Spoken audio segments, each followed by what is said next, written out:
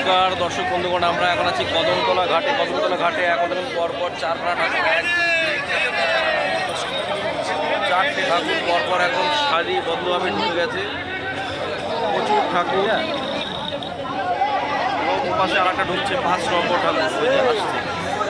আমরা দেখতে পাচ্ছি 1, 2, 3, 4 আর ওই পাশে ওই যে 5 নম্বর ঢুকছে। আর এই পাশে একটা একদল ছেলে এই ঠাকুরটাকে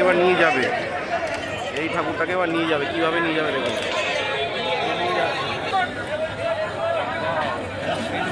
এত ভিড় মধ্যে কিন্তু ব্যবস্থাটা প্রশাসনের খুবই ভালো করেছে, যাতে ভিড়ভাড়টার মধ্যে কোনো রকমের দুর্ঘটনা না ঘটে যায়। আরেকটি প্রতিমা চলে এসেছে, এই যে চলে এসেছে যে মা দুর্গা।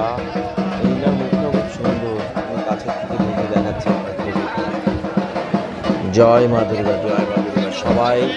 সবাই দেখুন এই সুন্দর একটি যে সিচুয়েশনের মধ্যে আপনারা দেখতে পাচ্ছেন।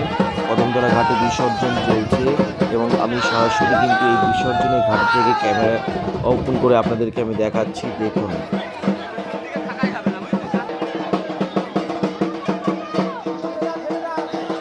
জয় মা দুর্গা। মা দুর্গার বিসর্জন আপনারা দেখতে পাচ্ছেন কৃষ্ণনগর কদমতলা ঘাট। এবং এইখান থেকে আপনারা সরাসরি আমার মোবাইল থেকে দেখতে পাচ্ছেন একটি ঠাকুরকে ফেলে দেওয়া হলো, মানে ওটা বিসর্জন দিয়ে দেওয়া হলো। এবার এই দুর্গা ঠাকুর প্রতিমাকেও বিসর্জন দেওয়া হবে। শয়ে আজকে সারা রাত ধরে বিসর্জন চলতে থাকবে, দেখতে থাকুন।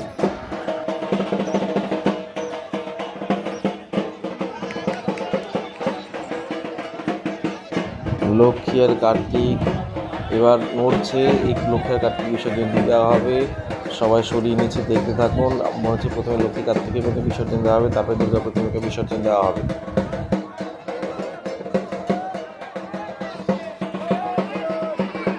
প্রচণ্ড শক্তির প্রয়োজন। এই লক্ষ্মী কার্তিক বিসর্জন হয়ে গেল, এবার দুর্গা প্রতিমা এই মাটিতে বিসর্জন দেওয়া হবে, দেখতে থাকুন।